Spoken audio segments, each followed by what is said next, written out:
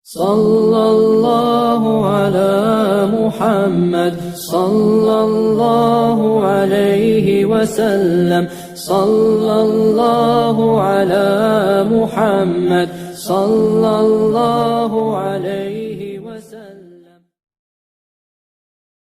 Tidak ada nikmat yang sia-sia. Afa khalaqnakum abatha?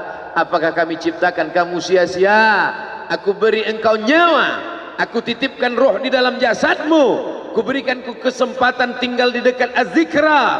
Tapi kenapa kau menjadi ayam yang mati di lumbung padi?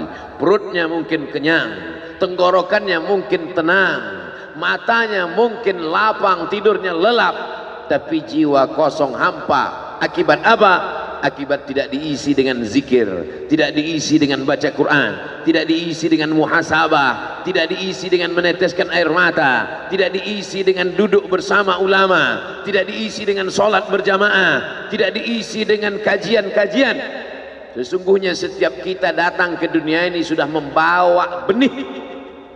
Tidak ada yang lahir ke dunia ini kosong hampa. Jadi kalau ada bapak-bapak yang diceramahi oleh orang motivator atau siapapun dia, mari isi anak kita dengan Islam, mari isi anak kita dengan iman.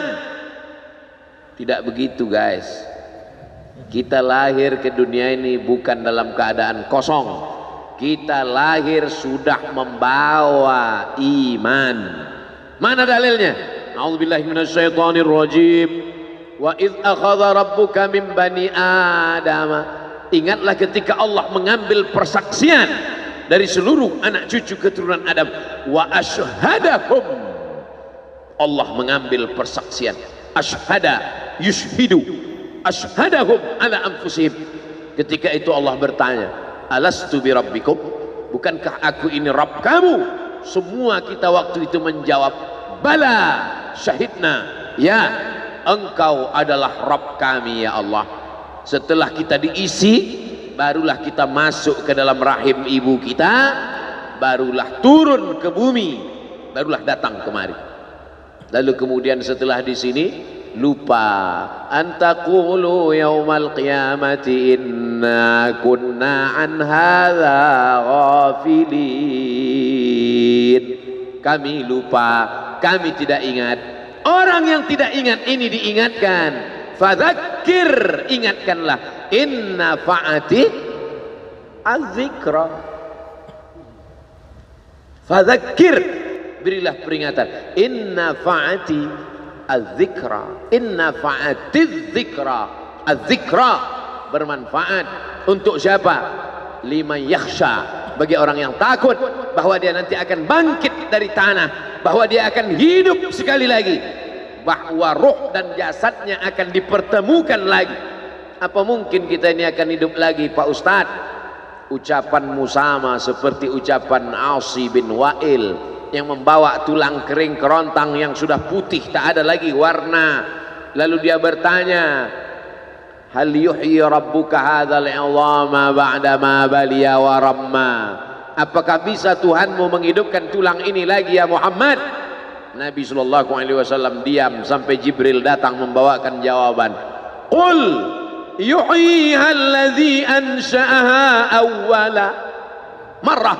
Katakan ya Muhammad sallallahu alaihi wasallam kepada Asi bin Wa'il yang tak percaya bahwa tulang itu akan hidup sekali lagi. Yuhyiha allazi ansha'aha awwala marrah. Dia yang menciptakan tulang itu sebelum ada menjadi ada, sekarang setelah ada dibuatnya menjadi tidak ada, akan dikembalikannya lagi menjadi ada. Sedangkan menciptakan yang tidak ada menjadi ada saja dia sanggup, apalagi yang pernah ada dibuatnya menjadi tidak ada, dikembalikannya lagi menjadi ada. Innama amruhu idza arada syai'an ayyaqula lahu kun. Azmuz zanab, ujung tulang ekor sebesar ibu jari, tulang belakang sampai ke bawah, yang lain hancur. Ketika digali makam kuburan, ada yang tulang-tulang hanya tinggal tulang paha saja, ada yang hanya tinggal gigi dan rambut saja, yang lain hancur. Tapi ada satu yang tidak hancur, kata Allah, disampaikan Nabi Muhammad SAW, ujung tulang ekor sebesar ibu jari. Maka dari itulah nanti yang akan ditunjuk tumbuh sel-sel tulang, tumbuh kulit-kulit, tumbuh darah daging, bangkit menjadi manusia sempurna di hadapan Allah. Masuk surga itu roh dan jasad. Jannatin tajri min tahtihal anhar. Sungai, air sungai dengan gemericiknya masuk kaki ke dalam air sungai, itu adalah jasad. Kulit menyentuh air sungai terasa dinginnya, itu jasad. Zamharira adalah cahaya matahari yang tidak tembus ke bawah. Kenapa cahaya matahari tidak tembus? Karena ada ranting-ranting kayu yang saling terkait satu dengan lain, sehingga kalau duduk di bawah maka cahaya matahari tidak tembus ke bawah. Itu jasad.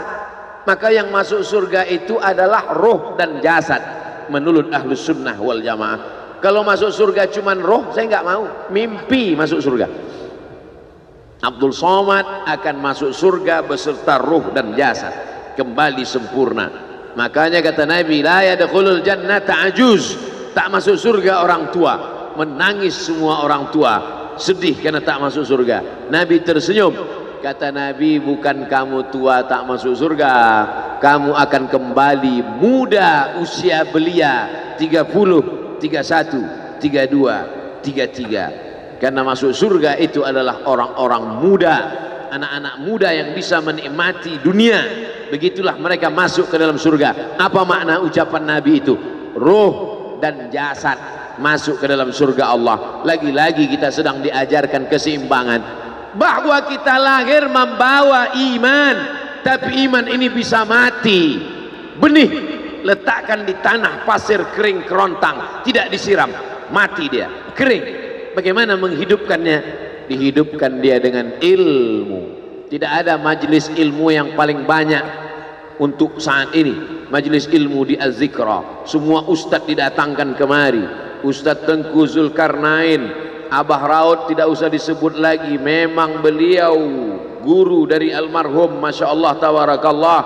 Lalu kemudian para masyaikh, Ustadz Adi Hidayat, Buya Yahya, tak dapat disebutkan satu persatu, Kiai Haji Abdullah Gimnastiar, para alim ulama, alumni Al-Azhar Mesir, alumni dari Yaman, Tarim Hadramaut, Darul Mustafa, Rubat Tarib, berdatangan kemari semua. Majelis ilmu, majelis ilmu. Lagi-lagi ayam mati di lumbung padi. Apa sebenarnya yang terselit dari peribahasa itu? Iman mati karena tidak disirami dengan ilmu. Ilmu, ilmu, ilmu.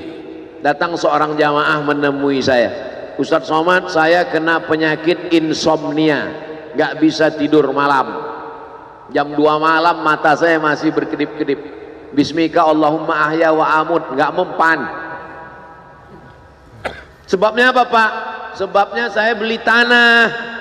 Setelah beli tanah, tanam kelapa sawit, dipupuk, dijaga, 3 tahun berbuah.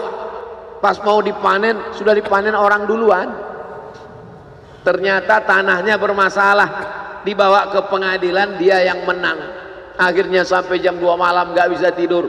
Apa yang terlintas dalam pikiran? Kenapa beli tanah, kenapa tanam sawit, kenapa beli tanah, kenapa tanam sawit, kenapa diambil orang, kenapa dulu gak ternak ikan aja, kenapa gak ternak puyuh. Berbulan-bulan gak bisa tidur. Akhirnya pergi ke psikiater. Pak psikiater, ya saya sudah 2 bulan gak tidur-tidur Pak psikiater. Akhirnya Pak psikiater buat resep. Ini obatnya, yang ini dimakan sebelum makan, yang ini dimakan setelah makan, yang ini 3 kali, yang ini 2 kali. Akhirnya memikirkan resep itu, makin gak bisa tidur. Dimakan, tertidur. Dosisnya habis, terbangun. Kenapa beli tanah, kenapa tanam? Setelah dimakan, muncul masalah baru. Terlalu banyak makan obat, terjadi kekacauan tubuh. Akhirnya kena buah pinggang, muncul masalah baru. Sampai akhirnya saya ketemu MP3 Ustadz. Saya dengarkan sebelum tidur malam. Begitu saya dengar, saya itu tidur. Makanya saya tidak marah kalau ada jamaah itu tidur. Itu menunjukkan jiwanya tenang. Karena dia tidak kena penyakit insomnia. Orang Amerika, orang Eropa, mobilnya mewah, apartemennya cantik, rumahnya megah, duitnya banyak, dolarnya bejibun, nggak bisa tidur karena masalah hidup dunia. Kita naik angkot kelewatan gang. Itu menunjukkan apa? Di mana letak ketenangan itu? Huwallazi anzala sakinata fi qulubil mu'minin. Dia yang menurunkan ketenangan ke dalam hati orang yang beriman. Oleh sebab itu maka iman ini mesti disiram dengan ilmu. Majelis ilmu adalah majelis zikir. Majelis ilmu adalah majelis turunnya rahmat dan barakah. Majtama'a qaumun fi baitin min buyutillah. Sekelompok orang berkumpul di rumah Allah, yatsluna kitab Allah, membaca ayat-ayat Allah, wa yatadarasunahu fima bainahum, mengkaji isinya. Nazalat alaihimus sakinah, turun ketenangan. Wasyat bihimur rahmah, turun rahmat kasih sayang Allah. Haffat bihimul malaikah, dikelilingi oleh para malaikat. Wa dzakarahumullahu fi man indah, dibanggakan Allah Ta'ala dengan para malaikat. Tadi malam ketemu dengan murid dari Syekh Muhammad Yasin bin Isa Al-Fadani di Zawiyah Raudhah. Ketemu, cium tangan, barokah, zikir, sholawat, tenang jiwa. Lalu kemudian subuh ini ketemu dengan Abah Raud, ketemu dengan para penghafal Quran, ketemu dengan santri-santri, tenang jiwa. Tidak ada yang menenangkan jiwa ini selain daripada majlis zikir, majlis ilmu. Betapa meruginya ayam-ayam mati di lumbung padi. Benih tidak disiram, mati. Benih yang disiram dengan majlis ilmu tumbuh, tapi tidak berbuah. Maka mesti disiram pakai pupuk buah. Datang konsultasi, ini kenapa tidak berbuah? Kenapa ini tidak berbuah? Karena ternyata dia mesti diamalkan. Sudah dapat ijazahnya, sudah talaqi, sudah halaqah, kenapa nggak berbuah? Belum diamalkan. Paksa-paksakan diri sebelum tidur malam, wudhu dulu, sholat witir. Paksa-paksakan diri bangun malam, tahajud. Paksa-paksakan diri siang, sholat qabliyah, sholat ba'diyah. Paksa-paksakan diri pagi, sholat duha. Paksa-paksakan diri, sholat subuh berjamaah. Barulah dia berbuah. Kalau dia tidak berbuah, dia hanya sekedar pokok kayu yang hanya membuat sampah saja. Tapi paling tidak tempat orang bernaung di bawah ketika panas. Tapi manfaatnya tidak sesuai, karena yang ditunggu itu buahnya. Masa pohon kayu rindang besar tidak berbuah, sementara semangka yang kecil buahnya besar? Oleh sebab itu maka mesti berbuah. Benih disiram, berbatang, berputih, berbuah. Buahnya ranum, cantik dan indah. Begitu dibelah tak bisa dimakan. Kenapa? Ulat semua isinya. Oleh sebab itu mesti dijaga. Benihnya disiram. Apa yang bisa menjaga ini? Diprotek dia. Kenapa apel tidak dimakan ulat? Bukan karena ulat tidak sanggup beli apel, tapi karena disemprot pestisida. Ulat tahu ini ada pestisidanya, maka dia tidak makan. Kita nggak tahu, dimakan. Ikan asin tidak dikerubungi lalat, tidak ada satupun lalat yang hinggap di ikan asin. Kenapa? Karena lalat tahu ikan asinnya pakai formalin. Manusia nggak tahu. Pintar mana manusia dari lalat? Jangan jawab.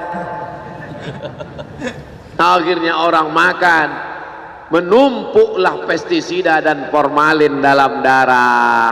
Apa namanya? CANCER, cancer. Karena dia tidak larut dalam tubuh. Yang lain-lain larut. Makanan-makanan larut menjadi energi, menjadi sampah, dibuang menjadi kotoran. Sama seperti daun, kalau jatuh ke tanah larut menjadi pupuk. Tapi plastik tidak larut, maka plastik sampah bertebaran. Oleh sebab itu maka ini mesti dijaga. Apa yang bisa menjaga buah apel supaya tidak berulat? Jagalah dia dengan ikhlas. Kamu kenapa enggak ke masjid? Saya kalau ke masjid riak, maka saya enggak ke masjid biar ikhlas. Tarkul amal li ajlin nas riak. Kata Imam Fudail bin Iyad, tarkul amal li ajlin nas riak. Tidak jadi beramal karena takut dipuji orang, riak. Wal amal li ajlihim syirik. Beramal karena ingin dipuji orang, syirik. Kenapa kamu enggak pakai sorban? Takut dipuji orang, riak. Pakai saja sorban anak, jangan takut dipuji orang. Pakai sorban, yakinkan diri. Baik. Ustaz kenapa enggak pakai sorban? Ada masanya nanti pakai sorban. Tarkul amal li ajlin nas riya. Tapi beramal, tapi saya enggak tahan Pak Ustaz, dipuji orang. Luruskan. Karena pujian pasti akan selalu datang. La'atiyannahum min baini aydihim wa min khalfihim wa an aymanihim wa an syama'ilihim. Datang dari depan, dari belakang, dari kanan, dari kiri, dari dalam. Alladzi yuwaswisu fi sudur, dari dalam, dari depan, dari belakang, dari kanan, dari kiri, dari dalam, dari dua aspek, minal jinnati wan nas, dari yang zahir, dari yang batin, berdatangan dia. La ughwiyannahum, aku akan goda anak cucu Adam. Sampai kapan? Madamat arwahuhum fi ajsadihim, selama roh masih bersemayam dalam jasad, selama masih hidup, dia terus menggoda. Kapan kita berhenti dari godaan ini? Nanti setelah terbaring, terbujur kaku, bahkan sampai mau sakaratul maut pun dia tetap menggoda. Itulah makanya orang berzikir tidak bisa digoda waktu sakaratul maut. Kenapa? Karena la ilaha illallah akan terngiang di telinganya. Subhanallah walhamdulillah wa la ilaha illallah wallahu akbar. Subhanallah walhamdulillah wa la ilaha illallah wallahu akbar. Kalau itu diucapkan sekali, 10 kali, 100 kali, 1000 kali, terngiang dia di telinga kita. Bahkan ketika kita mau tidur malam pun terngiang dia. Bahkan ketika kita mengigau di tengah malam pun itu yang terngiang. Maka saat mau sakaratul maut pun itu juga yang akan datang.